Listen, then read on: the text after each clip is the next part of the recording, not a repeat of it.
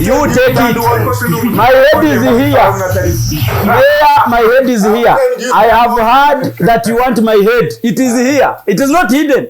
It is here. It is not hidden. But you think, Mayor, you cannot own me. You cannot intimidate me. Let's go to you. Mayor, you cannot intimidate Owen. You can never intimidate me.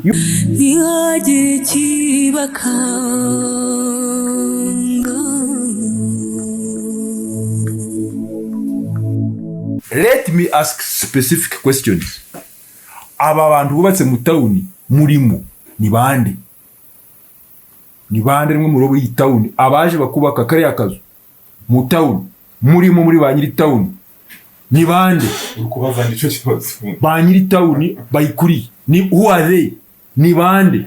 Mufite police, mufite investigative these people who came and built on a Sunday hagati mu town. Let's not talk too much, go over. Who are these people? These people are going to build in your houses. Obukulembeze bwachuka. Abantu tetukyabavuga abato tetubakulembera nga twakulembera ngo mulembe gw'abazungu. Nti DC nabeeranga ki? DC obuyinza constitution yaffe yabudize eri abantu naye gamba nti abantu bajja kubukozesanga nga amateeka bagagamba. So ensonga enkulu yonna kugoberera amateeka. Offices zirimu amateeka mangi. Tosobola kukola kyoyagala nga gongo omuntu. Olina okugoberera ebiragiro. Wabye muyite ebiragiro. Amateeka. So amategeko. The moment you want to deviate away from the law, that is what happens. Tosobola kusituka n'ova n'ogamba nti ngenda kuzimba nga tolina bintu ebyo oba omenye ki mateeka. Era ekintu kino kyatukubye wala kubanga nafunamu obuzibu nagenda e Kampala ne banzibako essimu yange. Kakati bakama bange Kampala nga bakuba essimu teziriiko. Ebaza town clerk ayekubanye na kundi kino basimbe ekintu nga ajeeke essimu ekinkola bubi nnyo. Naye wabaddewo akasimu akalala mukama wange afande mayombo ke yakubyeko n'anfuna n'angamba ati nkuwadde eddakiika 3 okulaba ng'ekyo ekintu okiyimiriza. Ndabye ebbaluwa zammwe naye mulinga muli mu katemba. Yes. Owandiika RDC akuwandiikira, engineer akuwandiikira, naye eri information gye tulina tulaba nti okuzimba kukyagenda mu maaso. So weyanfunye RDC nampita ne tutuusa district security committee ne balisolvinga nti tugende tuteeke ekizimbe wansi. Era yandagidde ekintu ekirala negenda ku polisi oyingizeemu omusango. Kubanze namugamba nti nje saawayo I've never signed anything. She signing angako kintu kyonna nti bagende bakole ki bazimbe. Ate tuize okubanga tuli banafu naye amateeka gatuwa obuyinza enseze kakkirizibwa okuteekako omukono. Wadde bakama waffe we bali mu bitiibwa byabwe mu bunene bwabwe naye ate etteeka liwanze ki ovunaanizibwa. So wembanga sikikoze kiba kimenya mateeka. Kakati DPC nanagira netuyingizayo omusango kakati ne bagulawo general case file inquiry ku ekyabadde kigenda mu maaso. Naye ekyabadde kibi tusaba mutusonyiwe kulaba nti ebintu bwebityo byabadde mu tawuni yaffe. Naye tukyalina okusoomozebwa kunene. Abantu ba wano si bonna naye abamu baagala kuzimba nga tebayise mu mateeka. Ate ogenda okutunuulira abantu olusi abanene abanako ssente agala kuzimba mu kkubo ayagala waliwo wali gundi gye twagenda olwo olugenda wali mu Batwa ng'oli ali ku blockinga sewage line yene service line eyo azimbi ali kuzimba kalina naye agisembeze eno kakati omuliro we gukwata eri maloka y'amazzi oba ya polisi tena weyita okugenda okutaasa abantu. Ne tumugambako n'agaana.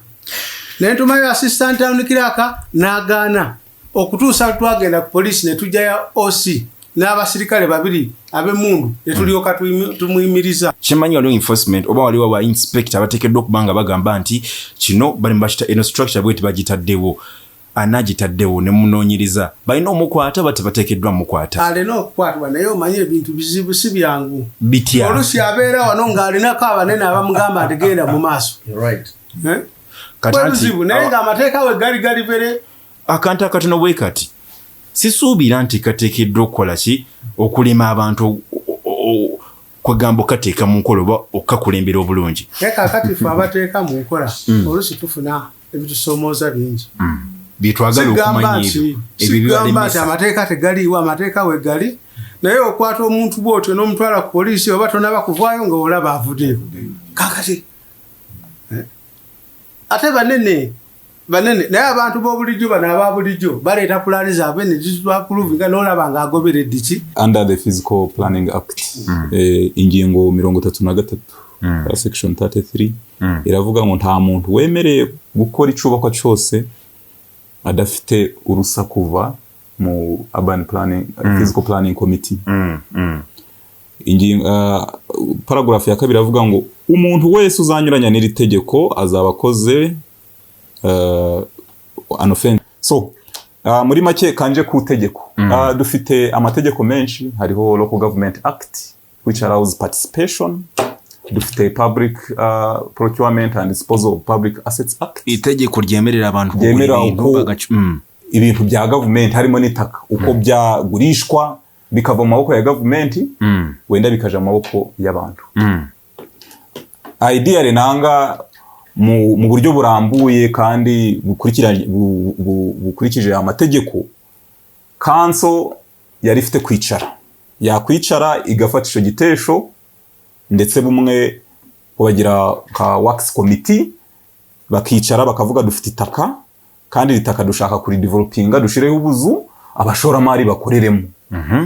Council yakwicara bamara kubayiprovinga ndetse bakavuga kubw'inyungu iriho, inyungu y'ubuzu tabwo ingana n'inyungu y'itaka, bakavuga none municipality nanga municipal council yubaka ubuzu butandatu nitumara kubwubaka babinyujijemo because for example tawuni kiraka wacu yarari kubaza engineer nshaka report menye na source of funding ayo mashiringi ari kubaka avuye n'ikindi ni bari n'umuntu ugomba kubaka hakoze habayeho bid, noneho bamara kubinyuzamo bagashaka amashiringi bakubaka ubuzu bwamara kuzura then bagashiraho advert and they invite for public offers, abantu bakaza bakabidinga competitively.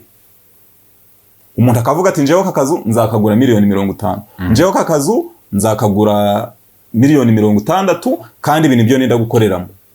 Noneho the procurement committee ya municipality ikicara ikareba bid ziri competitive. Hariho n'uwakavuga ngo nje nakagura $1,000,000 bagitaga ipiganira soko, ibyo bikajamo. Iyo byose byarakurikijwe nta kibazo tuba dufite nk'abaturage, tukamenya ngo izo sente nizize iyo revenue iraja mu municipality planning abaturage babo. Ubwo babanyujijemo ubwo bakabishira ku public notice bikarebeka, bakabishira mu mahurire no ku radio nibirango bigacamo abantu bakaza the best offer akajaniki akazu, tukamenya ngo uwo mutungo winjiye mu municipality na tawuni kiraka n'abafasha be bakabiplaningira, ariko ibyo ntibyakozwe. Noneho ikibazo cyo dufite n'aba bashoramari nabo bakunze kunyura inyuma, kuko nkeka yuko ari amatafari n'umusenyi na bari abakoze hari umuntu wabishashuriye cyane n'ubu ngubu ari mu gihombi cyonzi. Hari abantu bariye sente kuri buriya buzu, ubu nabo igihe cyabo cyaje kugera batangire kunyuranamo. So ni icy'umubabaro ngo dufite abayobozi bamwe cyane nk'abayobozi bo twatoye ba kansara harimo na meya, ibi bintu tuje tubivugaho mbese bakikira nde? Bo barabivuga hiki ni nayo mpamvu ariko ayo mategeko yose ntiyakurikijwe. So nico kibazo dufite, ni kibazo kinini, ariko abaturage barakangutse bazi uburenganzira bwabo, barahagaze ciza RDC na town clerk na engineer tubareba bakora umurimo ariko ntabwo tuvuze ngo bigarukira ahubwo turashaka ngo babikurikirane abo bantu bubakaga ko banyuranyije n'amategeko ari dusomye bahanwe. Ni bande rimwe muri iyi town abaje bakubaka kare akazu mu town muri ba nyiri town ni bande? Wana moderator and members, icabayeho kuko town clerk yakivuze na natwe caradutunguye bamwe ntitwagicenga. For example, icabayeho cyabaye ku minsi gwa Easter ubwo abantu bose baba bari kuja kwibuka umwami Yesu ko yatuzukiye. So kirakomeye gusanga njewe nanga weho uretse ko aba community wa so vigilant ndetse ahubwo cyaratuyambye babona bukirikare. For example kanje navuye mu Easter ku wa kabiri none yaba ari kuvuga ngo ntabwo nari ngarutse vuba nangi yaba ari kuvuga ngo buri umwe wese niko yagiye n'abaturage bacu mu business bavuyemo ntabwo twari turabimenya twari turasanga n'inzu bayisakaye. So ntabwo navuga ngo ndabazi kuko inzu yubatswe ntariho kandi itari imisi yo gukora. Sibyo hari ibindi wenda amashiringi akora kugira ngo tumenye ngo wenda municipality bidafite amashiringi ikabashakisha ubundi buryo bwagutse gushira kubona amashiringi. Njewe nkuko nakireba kandi nkuko nkibona nibyo dukora umusoro dusoroza no gukorera abaturage kandi ni sente zo tubona zimwe ziva mu central government ziba zitari kumara.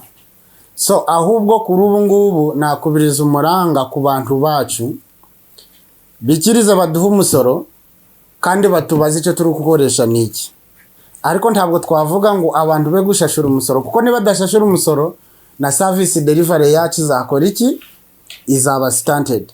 So mu buryo bwakabaye bwiza bakaduhaye umusoro tukawukoresha nabo bakabitwara mu ruhari bakatubaza umusoro gwacu gukoze iki. For example urukubona tugejejeho gushaka gushira ibitara mu town izo sente zimwe nimwe ziva iyaba dufite umusoro gumaze iyaba dufite sente ziri kuva mu local government zihagije ibitara twakabikoze nkuko byifuzwa. Imihanda nayo ureba ubwo muvuga ngo buri munsi tugenda turi gusudira nangwa turi gutera ibiremu bwana moderator ubaye ufite impari ibiri nanga imwe igaci kudafite sente zo kugura indi utayijanye ku cyarane urambara ubusa urashaka urusindano ukora iki ugezeho kubyikorera. So natwe kubona resource envelope yakirinke nico cyuri kubona turi kugezaho kugira gusudira nkaho turi kunyura umucucu gukendere mu business zacu ariko natwe generally ntabwo twiyanze kandi ntabwo ari kugira ngo natwe turi kurya dufite inda zirengeje ahubwo turi kugezaho kureba nkuko twatura n'abaturage bacu neza. Mu misoro twabonyemo amashiringi yo kugura itaka ryo kubakaho irwariro rya Zindiro Health Center 3. Hari irindi taka ryo tugiye kujya dushika ibishingwe iriya mu mirwa muri Nyakabandi. Iryo taka twariguze mu misoro. Ntabwo twakoze fundraising nangwa central government. Twariguze mu misoro. Uyu mutware commercial officer yavugaga kubifashe ku bitara dushira mu town. Buri mwaka w'amashiringi dushira ibitara mu town dukoresheje amashiringi nangwa imisoro. Hari mushaka kwibaza uti no you make a stock. You see ubu ntabwo turi mu gihe cya campaign. Buri ntabwo turi mu gihe cya campaign. We are explaining turi gusobanurira abaturage ibyo turi gukora. Buri mwaka dushira ibitara bitanu wenda baraza kumbwira ariko okay kandi ubu ngubu twashizemo 7 kuva ku gatari twashizemo 7 buri gitara kiguraga 7,500,000. It is clear. Mutware moderator twuguriye umuhanda uvuye hano ku gatari gwirwa Serucaca Road twarawuguruye kandi umuhanda wajanye amashiringi atubutse mwarawukoze twarawuguruye kugurira ubwo twarawuguruye turawukora ubu turugishira mu maramu muri make nuko nta kundi. So twatumaze kugurura undi muhanda uyu nguyu witwa Basumba Road. Iyo ni misoro y'abaturage witwa Basumba Road gutangirira hano ku gatari. Nyakuba uramutse wemeye ngo nkomeze ngusobanurire ibyo umusoro ukora byashika. Northern Division iri kubaka office yarasakaye yitashemo uwo n'umusoro w'abaturage. Central Division irubaka office uwo n'umusoro w'abaturage bari gusakara. Twebwe nka municipality turukora expansion ya infrastructure Council Hall uwo n'umusoro uzaje kureba. Southern Division iri kubaka office iyo ni misoro kandi municipality iyo izo sente zikoreshwa nizo mu misoro yo dufata. So ntabwo ubasha guhaguruka uri umuntu muzima ufite ubwenge ngo haguruka uvuge ngo abantu ntabwo bari gukoresha amashiringi kuzana services ari ibintu byinshi. Buri gihe tuba turi gukora mu mihanda. Urukunyumva no mu minsi ishize nubwo nari ntarino musyudira mu gihe no ntari gusutira gusa. Hari imihanda yo dukora tukanyuzamo za mashini, hari imihanda yo dukora tukashiramo abakozi. Ariko arashobora kukubwira ati ariko moderator utanigana ijambo. Icyambere am a political head of the municipality ndi kuri municipality. Ndi kukubwira ibyo dukora. Abo batwara abangaba bara supporting ibyo ndi kuvuga. You get my point? Urukunyitegereza. Ni ba technocrats. Bara supporting ibyo ndi kuvuga. Uyu ni commercial officer ariko nje ndi political head. I serve all departments. Tukumvikana. So nshaka kugira ngo uduhereze igihe dusobanurira abantu. Atari gutangira kuvuga piecemeal ikintu kimwe ngo none ngo nicyo aba bamwe batitaye ku baturage ngo nibyo bashaka kuvugaho. No. I want you to be very partial. Hari kirimo kugira nkigaragara because ahangaha mwaje gutanga nyine iyo information mo kutubwira ariko ndagira twumvikanira neza. Hari abakubwira bati egura bivuze ibyo byose ariko twese ibyo tubona cyangwa se wenda priorities z'abaturage babona ziba zibababaje bakavuga bati nyamara ibi bitubamaje si byo muri kwitaho utahubwo muri kwita ku bintu byo tubona bitatubabaje. None mutware ari nayo mpamvu kuko wavuze moderator nyumviriza tugiraga icyo kwita budget conference aho dutumira abaturage ba LCs opinion leaders through planninga ibintu byo tugiye gukora mu mwaka ukurikiraho amashiringi. Tukumvikana. So they participate. Okay. Abazaga bara participatingaga. So ibyo dushira mu nkora nibyo baba barakoze iki nibyo baba but now you cut me short. You cut me short. Ariko mutware moderator waje mu kiganiro ntaje gutongana. Council be honest. Je ndi kubasobanurira tondi gutongana. Harona tutse council you are run the council. Ico ndi kuvuga we can have time to take stock nanga kuvuga ko uvuze ngo amashuri ibyo dukoze public schools ugiye hari ya for example seseme primary biriya biratsi bibonye wowe biragushimisha kameye. Council Kisoro hero council ndagushimira ugiye Kisoro hero biragushimisha. Can you find time and we move around urebe ibyo tumaze gukoramo. Njewe igihe cyo maze muri municipality let's go visit the schools. You see what we have done. Twubatse birasi twubatse byoroni and even now yes it is part of education system. Even now hari class turi kurangiza kuri seseme twatangiye seseme primary school twatangiye staff house kuri Kisoro primary school twa renovating the class mwaka wa mashiringi twa renovating the class kuri demo. You get the point? Yes. So you cannot do everything in one day. Tabwo wakora ikintu cyose mu munsi umwe. Just get me. Nyakubaho and for you are an economist, you are a land council, so you need to understand these things. Reka twumvikane kubikenga ukabyitegereza. Itangirira ibyo byose ejo bundi wahoze kuvuga no ku makuru mu park bubatsemo lockups. Bamwe bari kuvuga bati ntago tuzi abazubatse umujyi no Nyakubawa road mayor. Ikindi ngo izi lockups kuko birimo kuvugwa dushaka kubyumva kuva muri mwebwe ngo amashiringi azavamo yarayakuzuyunganira municipality kuko ngo municipality dafite amashiringi ahagije. Umuntu akibaza ati ibyo niho ndi kubyumva. Ibyo uvuze ikiganiro ni ubyumva ute. Now be clear. Kuvanga amashiringi avuyemo azunganira municipality, you need to consult me. I'm the political head. Because my statements are very clear. Ibyo navuze biri clear. Tawavanga amashiringi avuyemo azunganira municipality.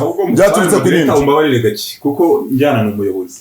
We natubwire muri byo byubakwa murimo we n'uwuhe nanga uruhari rwafitemo ni nuru muri ibyo ikanzo bakunze kubiganira kuvuga ngo buses zose zikwiriye kuja mu new park, kuvuga ngo hazabamo za offices zabo banyira amabasi. Iyo tumaze gucisha ibintu town clerk na taking class bakozi ba government babishyira mu nkora, none twebwe tukaba supervising. No kuvuga ngo ibyo byabaye ni hanze ya municipality kuba bimbwiye natekereje ngo ni implementation ifashe offices z'amabasi, numva ko byajemo polisi, byajemo ofisi ya president, nawe bo numvishe ngo bari kubaka ngo barabahagarikije musuejo ndibuze kumenya ni bande bari kubaka. Turebe ko twabikurikirana mu buryo bushyitse, ari ibyo gukomeza kwifuza kumenyana n'abantu umupaka n'abandi baturiye municipality, aba stakeholders, abacuruzi n'abandi, kugira ngo ubundi nubwo cyaba cyarakozwe ubundi kiri mu buryo kwifuza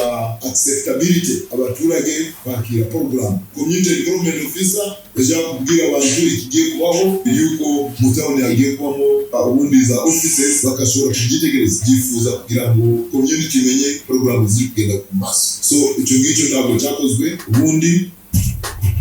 I think it is very clear. Can we respond? Council, this thing is very clear. This is clear. Ask me questions. ayongera asobanura nta kintu kiri kiriya muri byo. Ask me questions.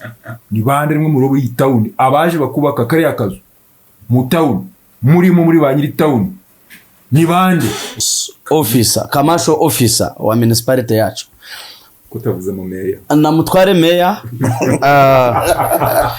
nzingo nibyo bimunezeza ariko leadership is not by title. Ntabwo binezeza nuko nshaka twumvikane kuko mutware emaya bivuze iyi pano ni abantu bagiyeho ku shuri, so ntatugomba kudiscussinga nkabicaye ku marko.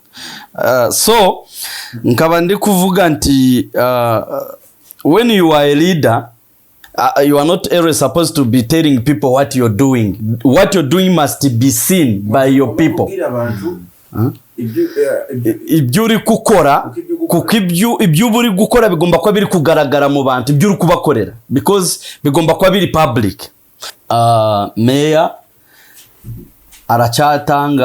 aracyafite guts zo guhagarara akadefendinga question ya what are you doing as a leader. Ndigutekereza ngo kuko wari umubajije, ndigutekereza ngo hakabaye hari ibintu bikozwe biri evident bitifuza umuntu yanyura akavuga ngo pengo ubuyobozi burakoze, ngo pengo meya yarakoze, ariko kuza kubesha public na iri kumva ntabwo ari byiza. Kuko icyambere avuze ati buri mwaka bashiragamo ibitara bitanu. I can tell you, namwe muri yo muratera amasimu mutubyire nibi bitara mubibonaga. Icyo ni icyambere, niba hatari umwijima. Icya kabiri, mutera isimu mutubyire ibyo babyarasibye nangwa turi kubona aba ugumuhare guri kuva ku gatare kuja ku kamakara, ubwo muhare nyurayo meya ari hano anyureyo areba iki hari. Actually nje ndikubyira polisi n'abashinga amategeko. Suspect number 1 is already here. Suspect when a council bypassinze chi resolution, therefore as a head of a council, a mayor who have also confessed, we don't need other evidence. Turamufata ba mafias bari behind this nabo tubashaka warabatubwira. Suspect number 1 is here. Ico kirarangiye. uwo turamushakisha after he will confess because Town Crack dusomye amategeko hona rebo kanso Town Crack aratubwira amategeko uko gahagarara procedures zo kubona ibyubako n'iki everything and therefore big fish actually Town Crack yavuze ati hari ba intaya kivuze ko ngiye kukivuga ariko yavuze ati hari abantu bari big bari kubateganya bari kubananiza gukora ba Mafia actually nje nabise ba Mafia. So I believe in my conscience ntabwo ari ba Town Crack gusa, even police abari kutwumviriza, even our police, our security personnel are complaining, bari gucomplaininga ko hariho ba mafias bari kubananiza, bafata abajura bakabarekura, bafata bari kwiba inkoko z'abandi bakabarekura, bafata so the so-called politicians, the so-called leaders who are misleaders, the so-called leaders who are our misleaders. I'm speaking on behalf of people who are abayobozi bari kuyobya, our so-called mentors who are our tormentors as of now. I'm speaking to them that they are the ones behind all of these things, nibo bari inyuma yibi bikorwa byose. Town Crack ndagushimye cyane actually mutware Angello, I assure you it is in history now.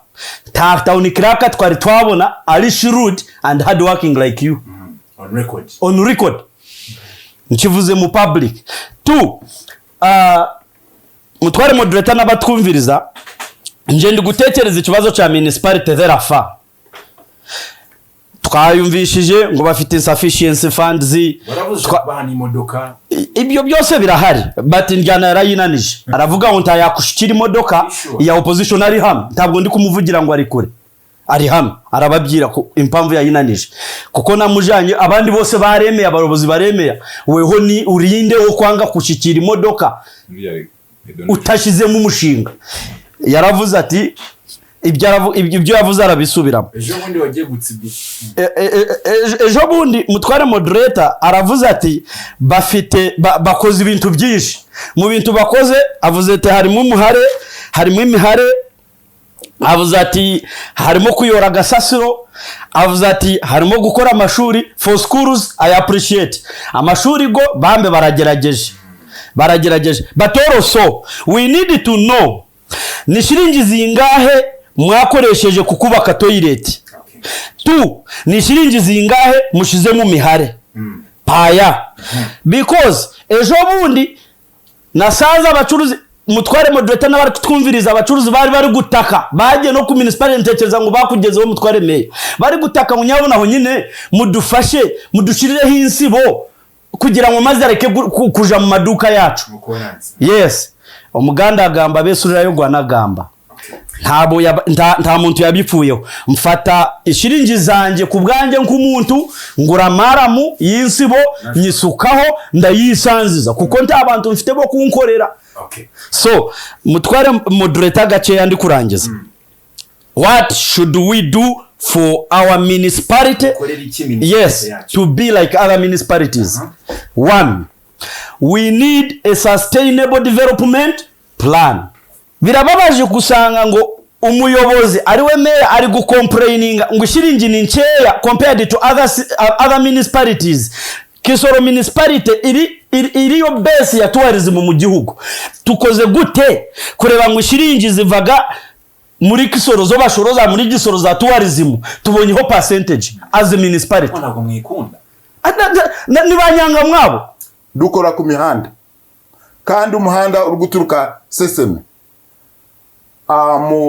mu first quarter twarawukoze. Imvura nje ntabwo ndi imvura, ntawo ndi imvura itengura imihanda twarawukoze. Ta mihanda iri mu municipality ya Maramu yo tutakoze mu first quarter no mu second quarter ndi twakoze. So kandi dufite ni program yo kugira ngo twongere tuyikore kandi tuyiboneze imihanda ya Maramu, abayicamo barabizi. ariko imvura niyo tunimanganya. Then numvise uyu mutwara ari kunyita Mafia akanyuma. Ntabwo ari akanyuma because I have a number of questions which he raised. Igihe ntabwo kirimo kutwemerera. Yeah, please, yes. Numvise ari kunyita Mafia, numvise muri kuvuga ngo ni ngabantu bari kumarwa. Ariko umuntu wagiye mu kirasi akareba umuntu wigishije kumara igihe kirekire kandi nkabanta naregwaho imanza nimwe kuva mu polisi no mu kote ukanyita Mafia, ndumva ko ubundi ndakwise suspect. Mafia. You know, I'm a student and a teacher. Yanyise Mafia. So numvishije ko ari ugutukana kurenze, ngatekereza ngo ibyo byazazana ibibazo mu gihe kizaza. Mu gihe utangiye kwita abantu ba Mafia anta musango bigeze bakora muri iki gihugu, ndumva ko ari ikintu kibi cyane. Ubundi uje ku radio gutukana, ndumva ko byaba bibi cyane. Ugomba kuba ubizi kandi ari municipality ngo yawe. Mutware Angello, I am very clear on this. Numvise aba batukana bavuga ngo narihishe. Mutware meyangira ngo icyo ntabwo ari cyo cyatuzanye hano, reka tu discussing event abantu byo bashaka kumva. Excuse me Angello. Actually ngiye ku following your case. I am very clear on this and I cannot stand with you. Nakwifuza kuganira mu gaho kiri umunsi mwiza. No, you can't have this man. The show has ended. We can discuss. The show has ended. We can discuss. But Mayor, you have confirmed yourself. You take it. My head is here. Mayor, my head is here. I have heard that you want my head. It is here. It is not hidden. It is here. It is not hidden. But you think, Mayor, you need to abide by the law. Actually, I'm going to follow up that case and we shall see a Mafia. I can assure you. I did the law. We are going to see. You did the law. We are going to see. This case in particular, we shall reach far. This case in particular, we shall reach far. Stand one. I'm telling you. Stand one. I'm telling you. I'm telling you, you stand one. You cannot warn me. You cannot intimidate me. Mayor, you are on camera. Let's go to you. Mayor, you cannot intimidate Owen. You can never intimidate me. You have no guts and authority to intimidate me whatsoever. You can never. I hear that Simanyi, you want my head, my what? It is here. It is not hidden. Let's go to you. Yeah?